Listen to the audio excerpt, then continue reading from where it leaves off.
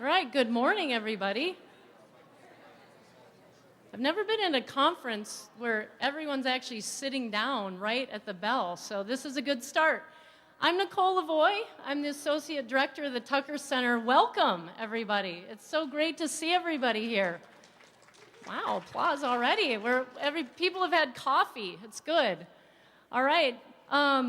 Again, thanks for joining us so early this morning, and we're going to just get started. So there's plenty of seats up here in the front if you're coming in. Jen. Well, today is going to be a full day of hopefully generating some conversations and strategies for creating change for girls and women in sport. So thank you all for joining us. As some of you know, and perhaps some of you don't know, the Tucker Center for Research on Girls and Women in Sport is the first of its kind. It's an interdisciplinary research center solely dedicated to the study of girls and women in sport. We're housed in the School of Kinesiology in the College of Education and Human Development, who has graciously sponsored this space for us today. So let's give a hand to the college for allowing us to be in this great space. The Tucker Center was founded in 1993 by director Mary Jo Kane. Where's Mary Jo? There she is, right in the middle there. And it was founded with the generous gifts from Dorothy Tucker, who's our benefactor. We get a lot of questions. Who's the Tucker Center named after? So Dorothy Tucker is our benefactor. She lives in Texas. We used to be the first and only center of our kind, but now we're thrilled to have our sister centers around the country in Michigan. I think I saw Kathy over there from the Sharp Center, and UNCG Greensboro. Where's Donna? Donna Duffy, who we'll hear more about these sister centers from around the country, but we're thrilled to have other centers who are now joining in the effort to make a difference in the lives of girls and women in sport and physical activity. And I love the fact that today we can all come together in a space that's so beautiful and is the primary purpose is for men's sport. So we thought it would be fun to have our conference in this space and think about generating strategies together to create change. What better space can we have? So we have a lot of open space. We can do a lot of things. We're having a full day, so feel free to get up, move around. There's going to be coffee and tea and snacks throughout the day, so feel free to move. The space allows us to have a little flexibility in what we do in this space. So why this conference now? Well, first of all, we wanted to capitalize on the fact that the annual meeting of NAS is being held the next couple days after this, and a lot of the leading scholars of gender and sport were coming to town. We thought, let's capitalize on that. So how many NAS folks do we have here? Okay. So the North American Society for the Sociology of Sport, for those of you who are wondering, what is NAS? So we want to capitalize on that, and we wanted to also host an event that would honor the coming anniversary that we have, the 40th anniversary of Title IX, and I know many people will be doing events around that. So there are two things that kind of came together of why this conference now.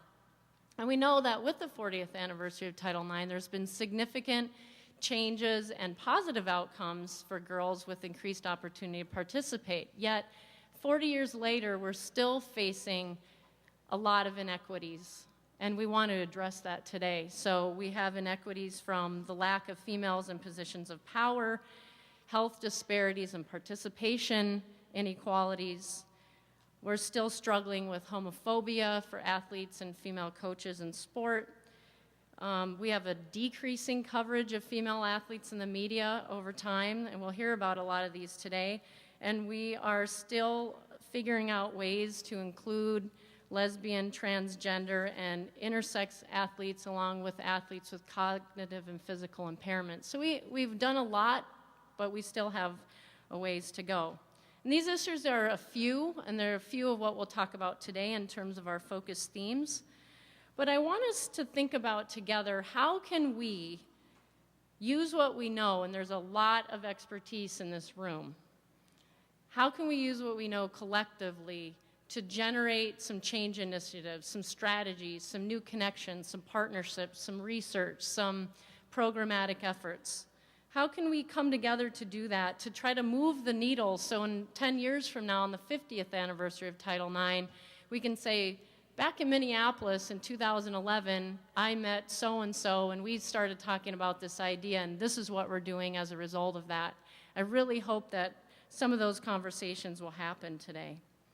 So we have amongst us leaders, advocates, scholars, students, programmatic leaders in the community, partners.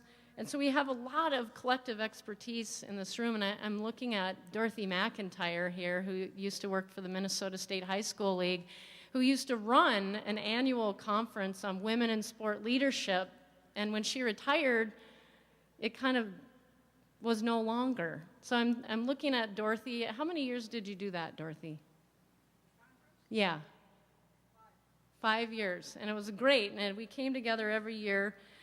So we have a lot of expertise, and I hope that you will meet some new people and talk to each other, which is why we started with the poster session. What a great way to find like-minded individuals, talk about similar research interests, wake up, have some coffee, and get us started. So poster people, thank you for putting up your beautiful work and starting us off this morning. We wanted this to be a collaborative community, generate conversations immediately. I know at a lot of conferences you show up, you register, you sit down, you listen all day long, and you don't move, and at the end of the day, there's the poster session. You're like, oh, that poster session. I'm so tired, but these people have worked, they're beautiful posters, I suppose I should go and, do a drive-by. We wanted to feature them right away so we can start those conversations early. Like I said, we have a full day ahead. A lot is packed in. Our schedule is really tight. Our speakers have been primed on to stay on time and to keep things moving, and we hope they will do that. And we have lots to look forward to. We have our opening keynote, we have some research presentations, and we have our final panel, a great conversation with sport media scholars later in the afternoon. A couple just announcements in an effort to kind of reduce our environmental impact, taking our cue from NAS. A couple suggestions. We didn't print out a copy of the program for everybody. There is one for every table, a full-length program, and you can certainly download it online. We have all the abstracts and the full program online for you to print or download however you may need it. So, and the table tents is kind of the schedule at a glance. So if you can share that, that would be great, because we did not print a program for everybody. The second thing is, since we'll have coffee and tea throughout the day, we try to use one cup. All right, now if you're like, oh, I already am on my second one already, that's okay, start now, all right? Now is a challenge to try to use one cup for coffee or whatever, and maybe one for water. Or who actually brought their own water bottle today, right? Well, there you go. This table over here is very environmental already. Nicely done. Let's see, what else in terms of the environment? Oh, you can turn in your name badges and lanyards at the end of the day. We'll recycle them. We'll have a box. And our goal in this conference was to try to mix it up a little bit. Try some new things, use technology. You can see the chime-in screen here that Austin's going to talk about in a minute. We have our photo booth, okay, in the back. So here's an example of, this is a picture that we took when the Lynx were in the playoffs, and I had ordered this board for the conference. I thought, oh, let's try it. So we all took our pictures and put this up on Facebook. So if you are friends of the Tucker Center on Facebook, you might have seen these pictures. But you can go over, where's our photo booth? Over there, there's Amanda. You can go and write your own strategy for change on the board, okay? And we're going to collect these pictures, and we're going to have a collage of great strategies of people talking about creating change, right? So everyone, and we have a registration list, so if you have not participated in the photo booth, we'll know. So everybody should get over there and do it. All right. So I'm going to turn it over to Austin right now, and she's going to talk about how we're going to use this technology, hopefully successfully. So I'll turn it over here to Austin Stair Calhoun, who is a graduate student in our sports sociology program.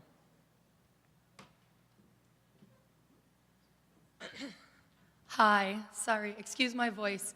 I'm Austin, and I'll be your tech guru for the day. I also work full-time in the School of Kinesiology as the web guru there, so I have some modicum of expertise. Today we're going to be using a couple different technologies. You may have noticed, and you may have heard some scuttlebutt that you're going to get an iPad as a giveaway. I'm sorry that that's a lie. But what we do have for you today is at every table, there is an iPad for you to use throughout the conference, and what we were hoping that you would do is use the iPad to engage with the speakers and with different presenters in a way that doesn't actually interrupt the conversation that we're having, that kind of adds to it. So first you have an iPad, and then also, what's important is getting online.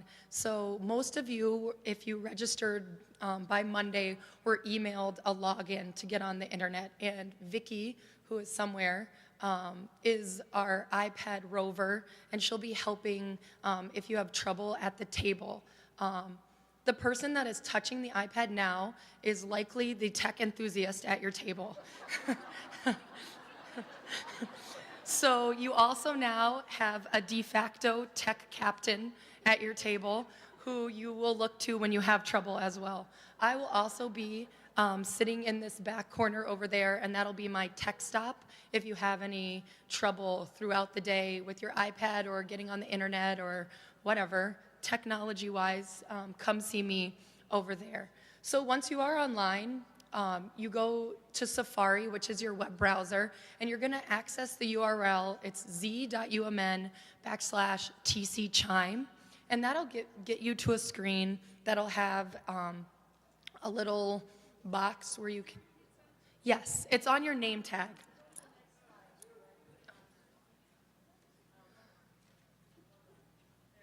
There.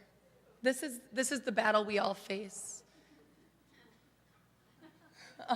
So this is the URL, and when you get to that URL, you'll be prompted with a little box where you can type in any comments. And so if you managed to get to that screen, that chime-in screen, go ahead and write something in that box and press submit if anyone has made it. To get online or to get into, you should have been emailed a password from, or you can use the guest access. And we can troubleshoot that individually. So in the world where all technology always works, and you can see this happening on the monitors. So some people have managed to get into Chime In, and they've posted something, and it's revealing itself in a word cloud. So as you post things, the word cloud will expand live, and so you can see that people are saying iPad a lot, or idea, or missing. I wonder what is missing. My voice. So, and then also if you are feeling like the person at your table has usurped the iPad from you, and you feel left out, and you have a cell phone.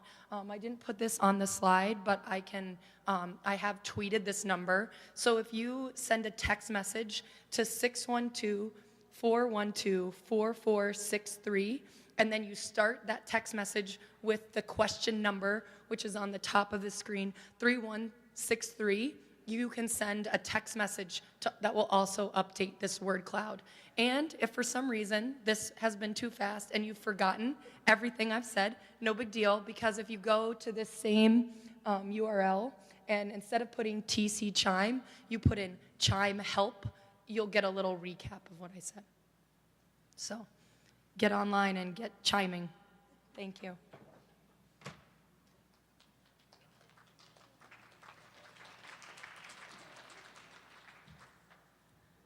All right, so what we're going to do with these chimings at the end of the day is Austin's going to take all your comments and dump that text into a Wordle. and we're going to come up with something. This was from the conference program. We'll come up with something, and the ideas for change will start to emerge. So our last bit together at the end of the day, we can talk about the themes of the day and generate some real action strategies for change. All right. So those of you who are technophobes, don't worry. We got a lot of help.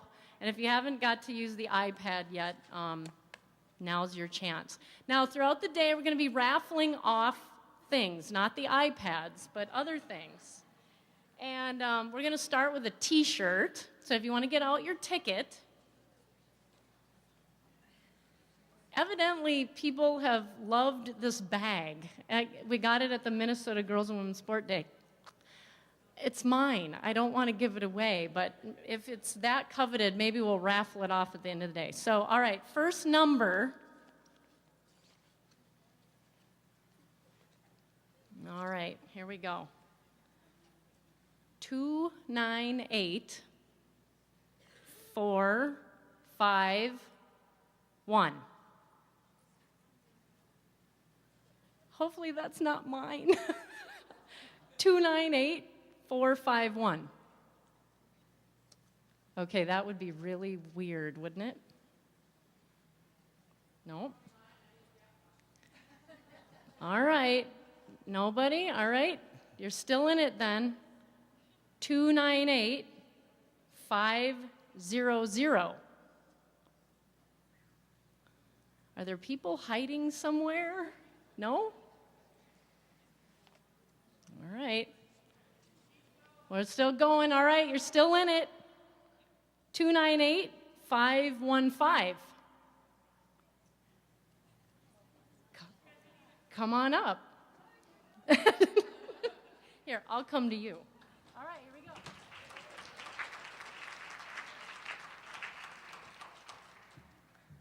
Okay, without further ado, I get to introduce our opening keynote, Don Sabo. Now, if you find your ticket, I'm going to throw them back in here just in case. All right. Jonathan, you want to come up and put the...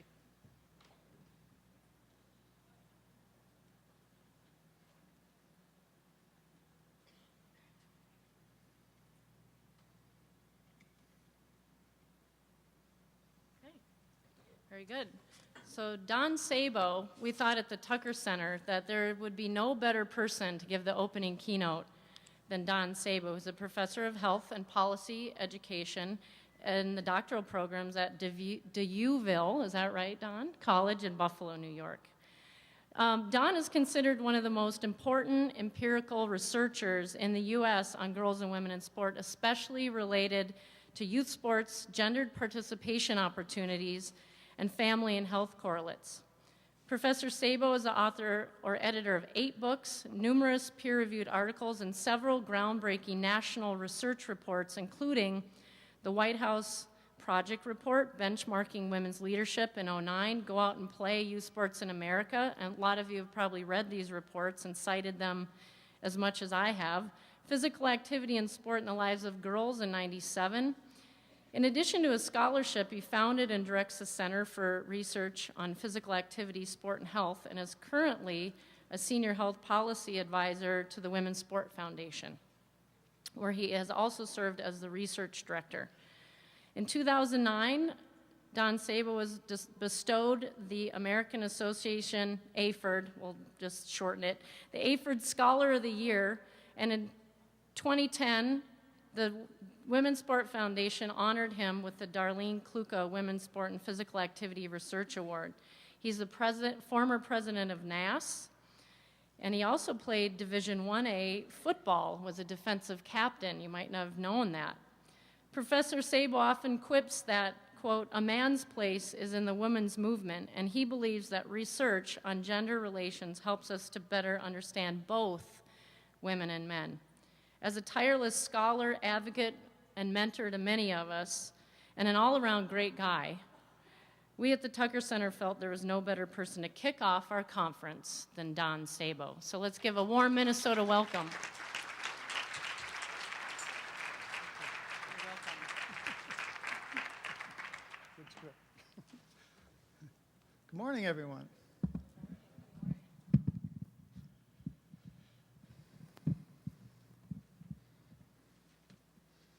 I love that sort of a political tagline. A man's place is in the women's movement. When I look around this audience, I think I'm in the right place. Okay. Greetings, everyone. It's an honor to participate in this fantastic conference. And thank you, Tucker Center. Let's give the Tucker Center a great round of applause. To Nicole, LaVoi, to Mary Jo Kane, to the excellent staff who, you know how tough it is to put these things together. The purpose of my talk today, let me lead in with a quote from an article that was written by Hannah Rosen, and it's called "The End of Men." Don't worry, guys. Don't clap too loud, women. Okay, but it's "The End of Men." It was published in The Atlantic in 2010. And the early text reads like this. Earlier this year, women became the majority of the workforce for the first time in United States history. Most managers are women too. And for every 2 men who get a college degree this year, 3 women will do the same. For years, women's progress has been cast as a struggle for equality. But what if equality isn't the end point? What if modern post-industrial society is simply better suited for women? So one of the basic questions I'm asking today for all of us to think about, is the following. What if the vision and blueprint for sports and physical activity that women and their allies are developing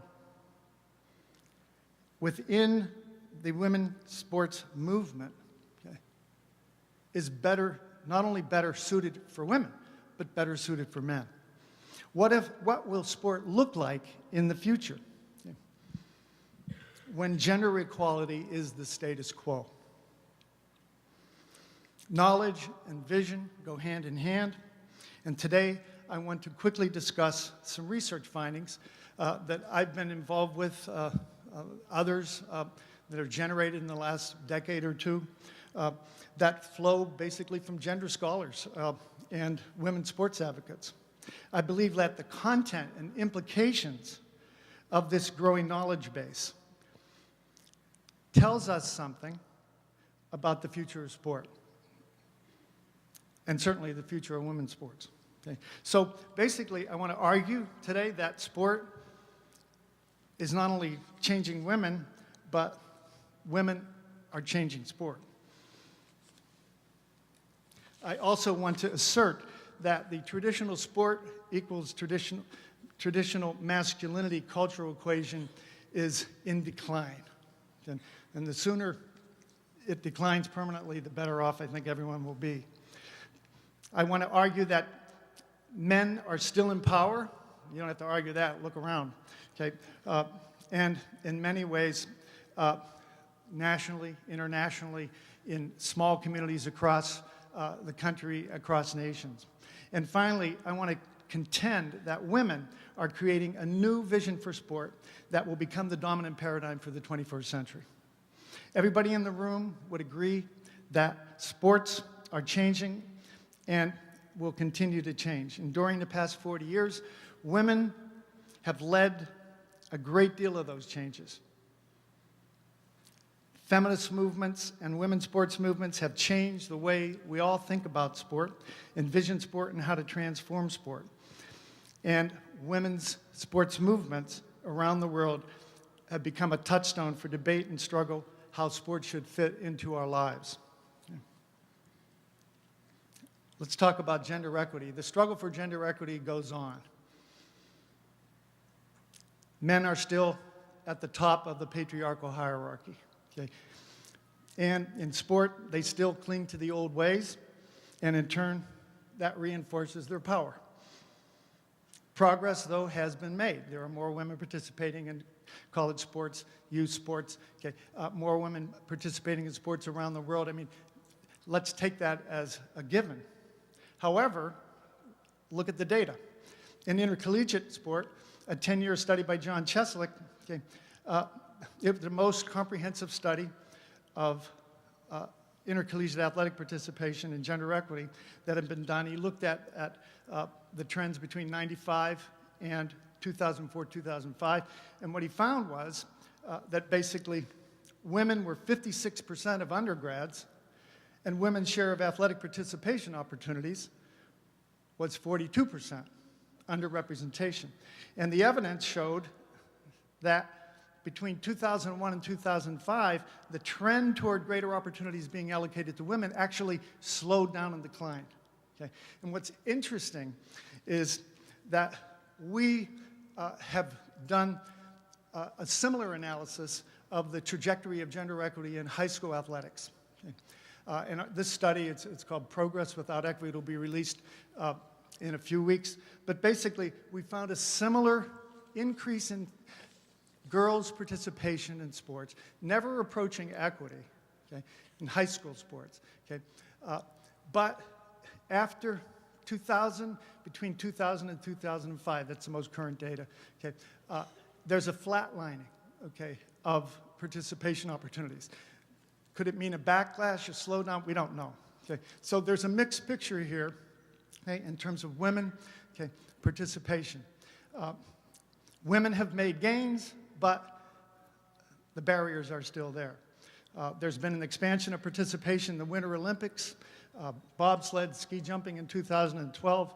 I think one of these scholars, Maureen Smith and Allison Rinn, is here today, and they can talk to you about their studies of increasing participation of women in Olympic governance committees and Paralympic participation. So it's a good news, bad news scenario. Dumb jocks, smart athletes. In 1961, a sociologist named James Coleman published a book about the prominence of sports in American high schools. Of course, okay, maybe he hadn't been to Minnesota, but he studied 10 high schools in the Chicago area, and by sports, he meant boys' sports. He concluded that involvement in sports eroded boys' academic performance. Later, in the late 1960s, sociologists, a radical sociologist named Harry Edwards, described sports, and again, he really meant boys' sports or men's sports, as a, and this is for young black men, okay, a treadmill to oblivion. He claimed that black males chased unrealistic athletic dreams, as a result, crashed and burned academically in life. The era of the presumed dumb jock and the exploited black male athlete had begun. In the late 1980s, we initiated a nationwide longitudinal analysis of, through the Women's Sports Foundation, and analyzed the role of sport in the lives of American minority youth. This is a high school study. We looked at both girls and boys, and for the first time, Hispanics, African Americans, as well as Caucasians. Using data from the United States Department of Education High School and Beyond study, we followed a national sample of 30,000 high school sophomores from their sophomore year in 1980, senior year in 1982, and 2 and 4 years beyond high school, 84 and 86. Okay. What did we find? We actually really didn't know what to expect. What did we find? We found that the dumb jock stereotype proved to be false. Minority athletes actually fared better academically than non-athletes.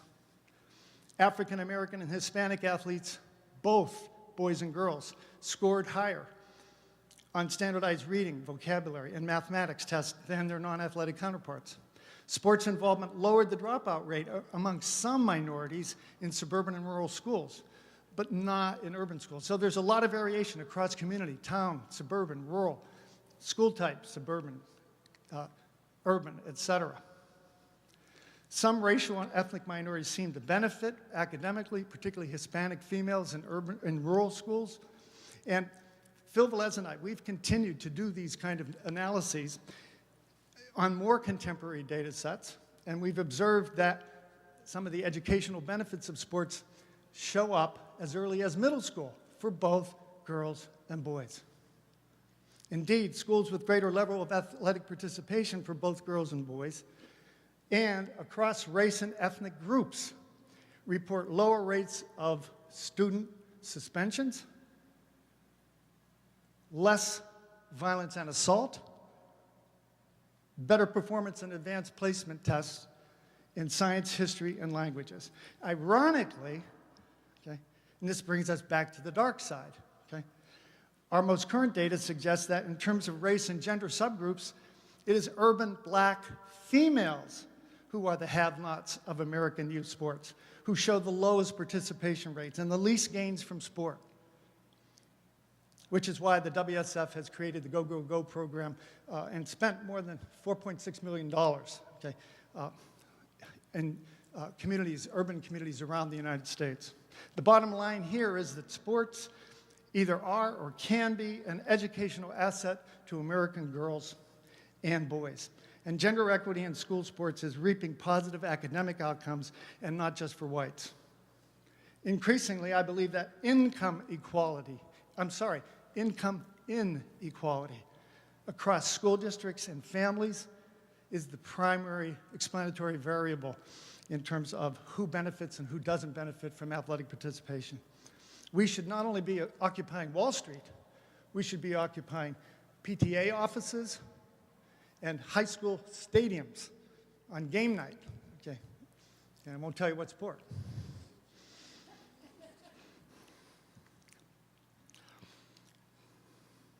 Here's the theme, and this is a complex issue to deal with. I remember it was in summer or fall of the year 2000, and I was in a cab driving around Manhattan, Midtown.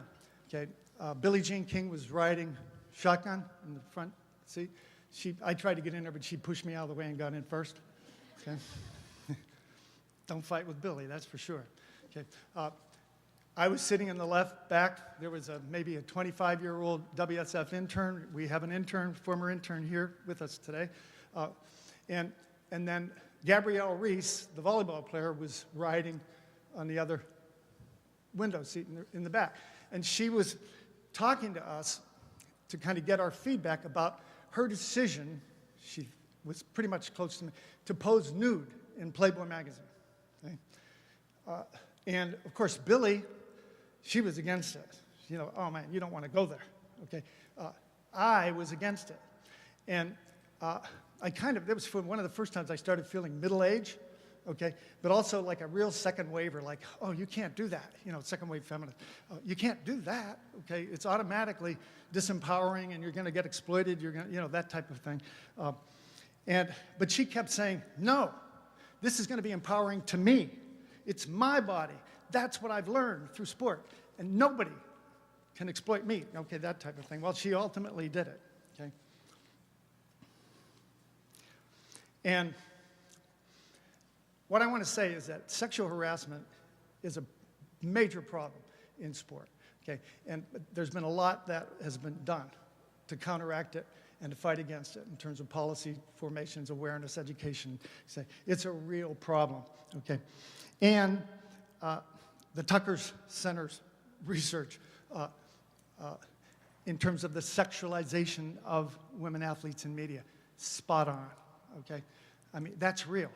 But there's something else going on, or is there? Okay? What if Gabby Reese's strident personal declarations about being physically and sexually empowered by sport were more than an engaging cab conversation? Stay with me here. What if sports can empower girls and women socially, emotionally, and sexually? Okay? Kari Fosting, Celia Breckenridge, Kate Miller, and I was the caboose on this one. More and more, I'm becoming the caboose of all these research initiatives. So it's fine with me. Okay.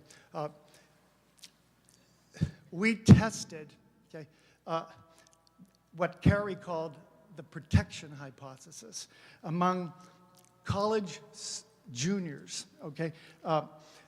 So that we looked at their report of being sexually victimized, not only in college the first 2 years, but during high school.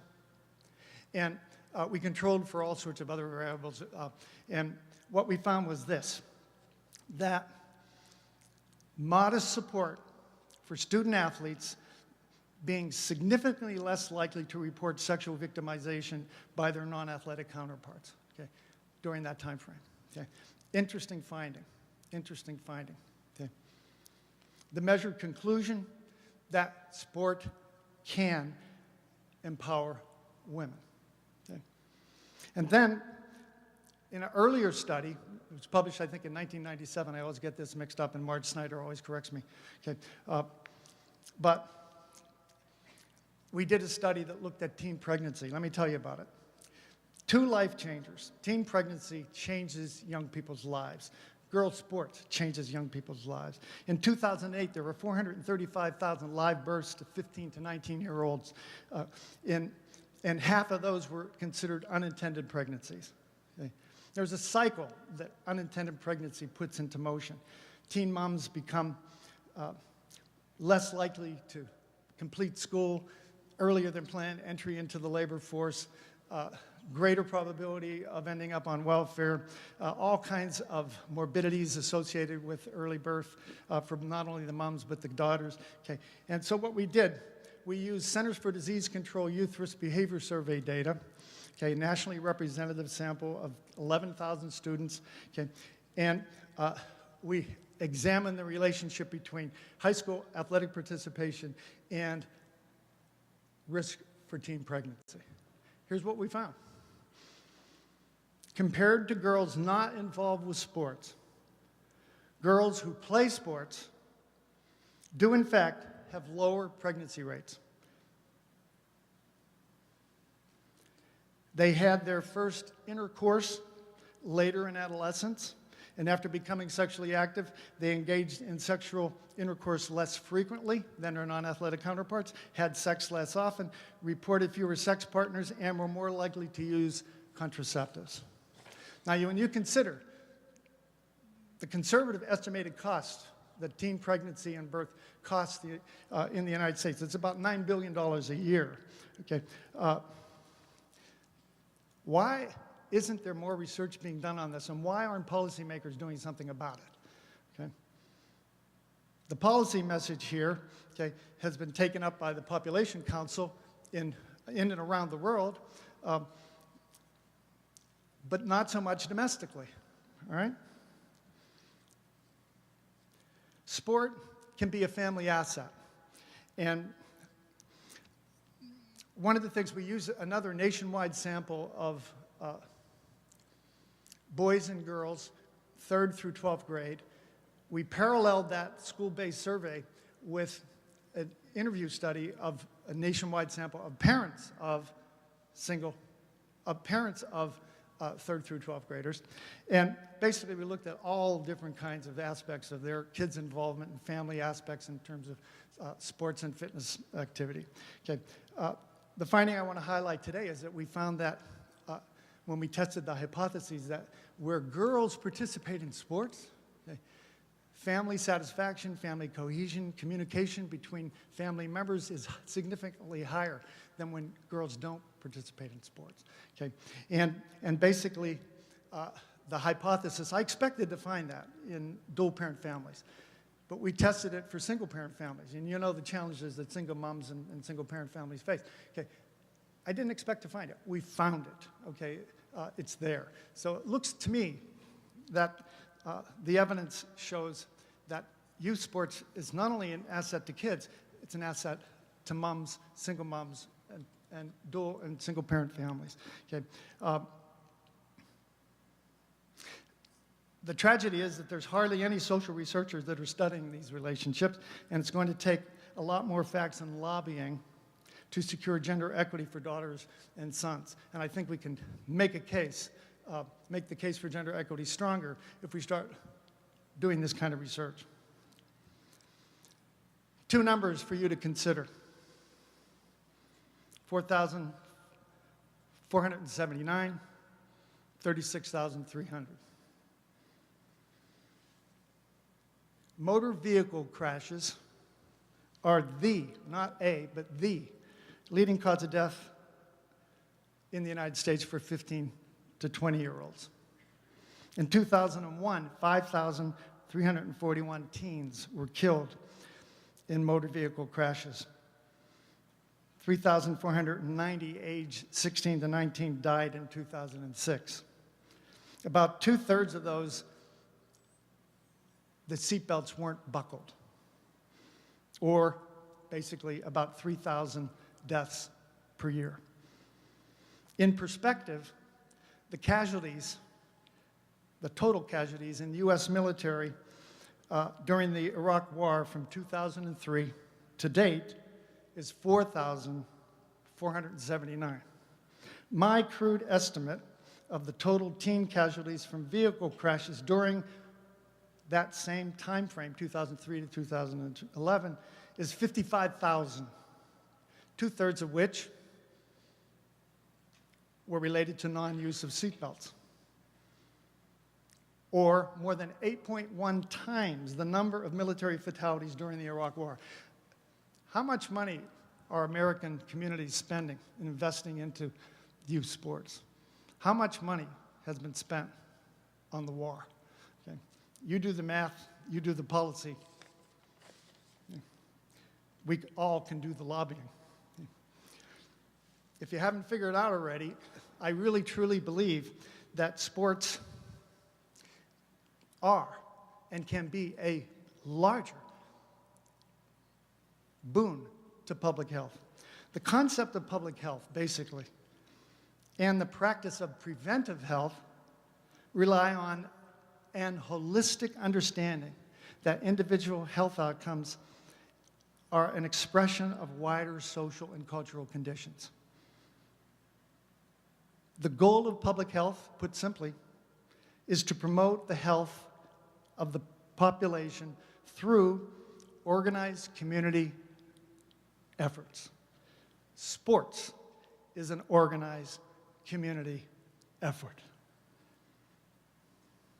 My main argument today, okay, whether it's in Punxsutawney, PA, Minneapolis, Denmark, or Zaire, okay,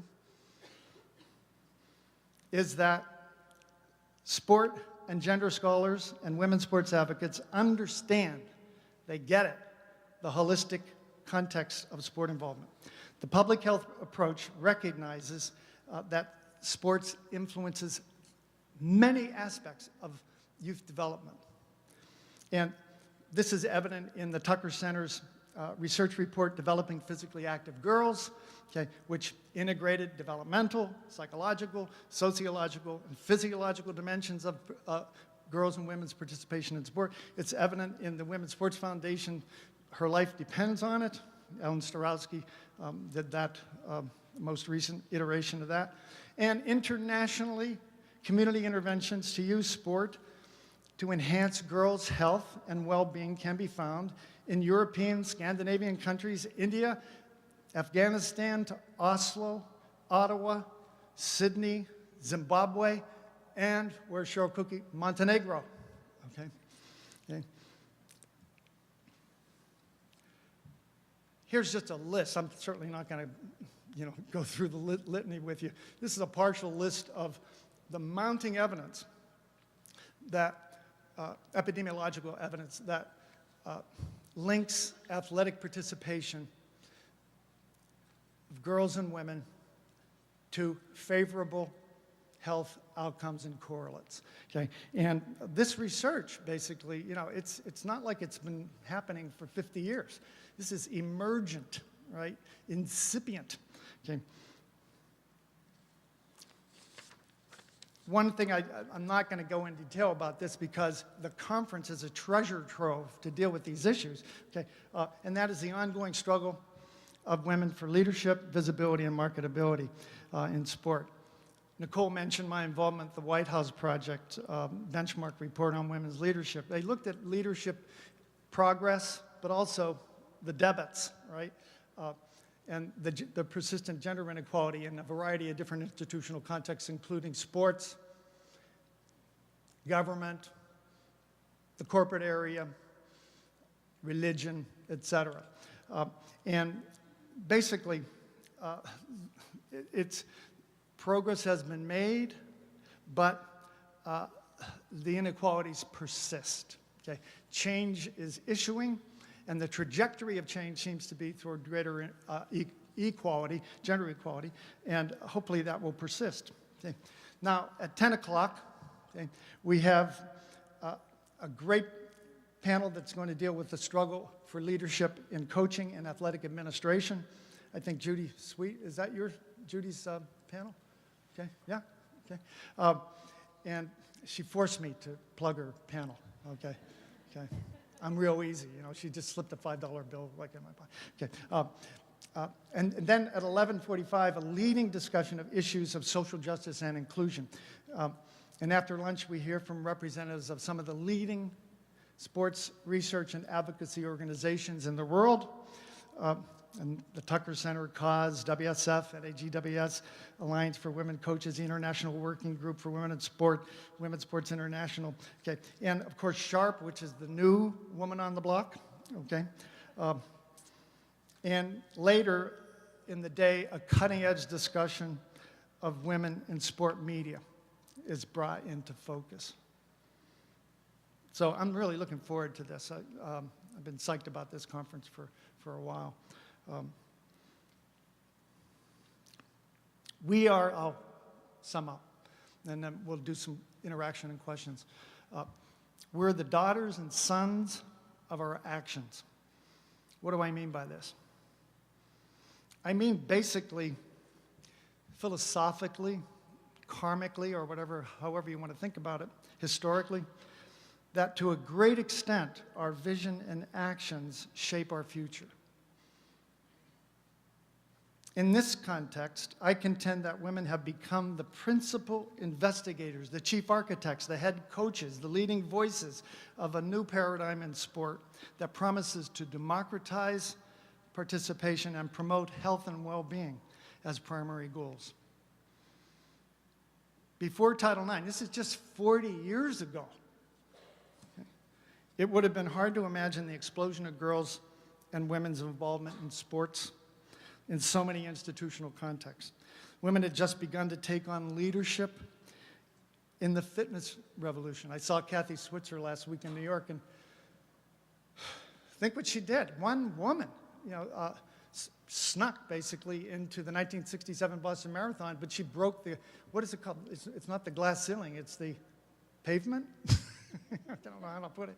Okay, but look at all the women that sort of followed her. Okay,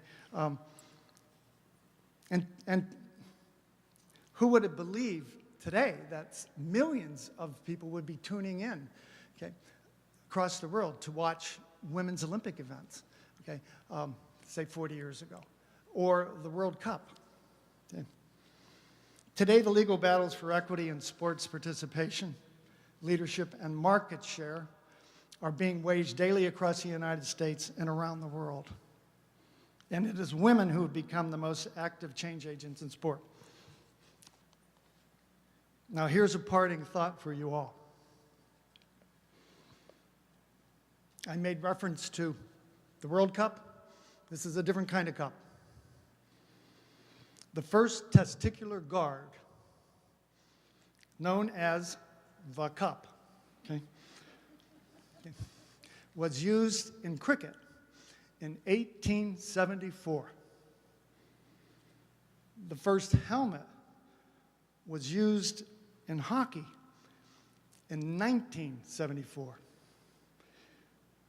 This means that, at least for some men in sport, it only took 100 years to realize that the health of their brain, okay, ought to be an important consideration.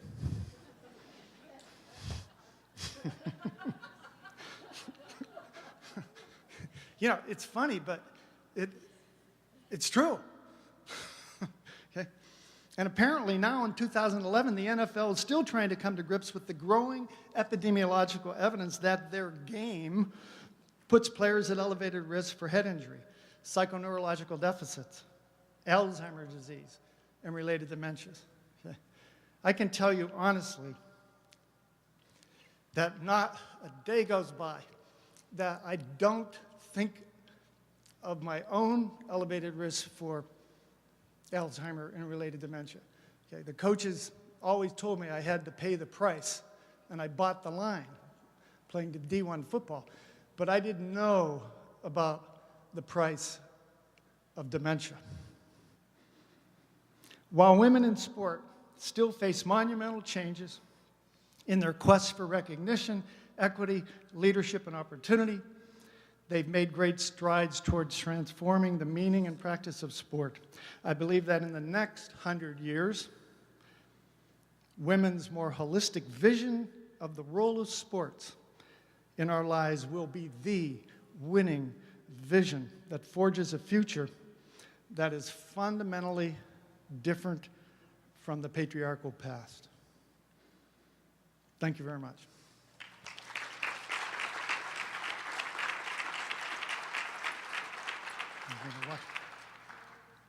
Yeah, open it up for questions, and Nicole will, call us to a halt.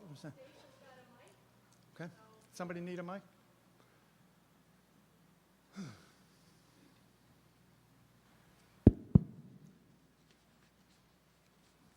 Someone coming? Okay, good. Hi, Don, and thank Hi. you for the talk, but also thank for the work that you've done over the years. My question goes back to one of your introductory comments that said women are creating a new vision for sport.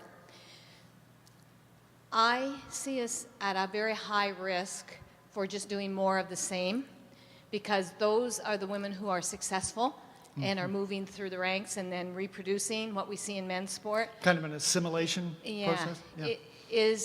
Is my concern for the risk an exaggerated concern in your view? I think it's hard to assess, okay, in terms of, there's all this notion of the tipping points. Who would have predicted, for example, that the Arab Spring, would have erupted in the last few years, fomenting kind of protests? I realize, and I've talked with people, some in this room, about the misuse, or not even misuse, but the end of the use of feminist and feminism, okay, in our efforts to mobilize against that. But where my optimism comes from, okay, and I'm not a Pollyanna on this, the struggle still remains. My optimism comes from the fact that it's women and women sports advocates that are creating, okay, information, research, analysis, policy, okay, with regard to fulfilling and mobilizing, okay, this new vision of sport that is linked to health and well-being, rather than domination and body destruction, okay, and pure competition. I don't have anything against competition, okay, unlike some other sports sociologists, but it has to be in context. So I guess my sense is that, yeah, I really do, I'm optimistic that certainly lots of women are going to make their living within the male-dominated system, and there's enticements there. But I think they're going to be transformatively changing, okay, those systems. Face it, there is no Tucker Center for the Study of Men in Sports. Okay, there is no, NowSpar. Okay, you include males in your model, but it's because you want to transform it. Okay, in Zaire. Okay, right? Oh, Zambia. I'm sorry. Okay, I got the first letter right. Duh. Okay. Okay, but so that's kind of a protracted answer. I think there's lots of things going on, but women and women sports advocates are doing things and collaborating and building while males are still kind of watching Monday Night Football. okay, and identifying with that. So, I mean, that's my response. Someone else?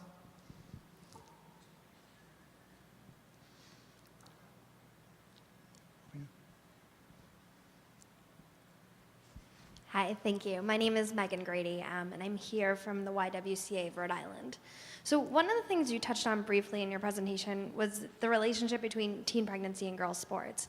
And as a community organization, we're interested in getting more involved in this. So I'm just wondering your advice, where would you suggest community organizations start and what our role would be?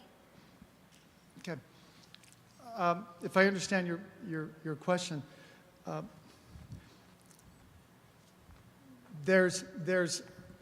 I can go, for example, the Go, Grow, Go curriculum. I encourage you to look into that curriculum. And it's geared toward linking sports to discussions that occur among girls at different age groups that pertain to, for older girls, sexuality issues, right? Education issues, drug use issues, leadership issues, and that can be a sort of an add-on, okay, to a curriculum that you could put into place within the agency. So that, I think, that would be my counsel. I'd also refer you to just contact the leaders here and get a sense of what's going on in terms of their community-based programs. Hope that helps. Okay. Great. Thank you, Don. Let's give Don a round of applause for kicking off the conference. Thank you. We're going to transition now into our first research session. So a couple minutes, stand up, move about, use the restroom, and if I can have all the females in positions of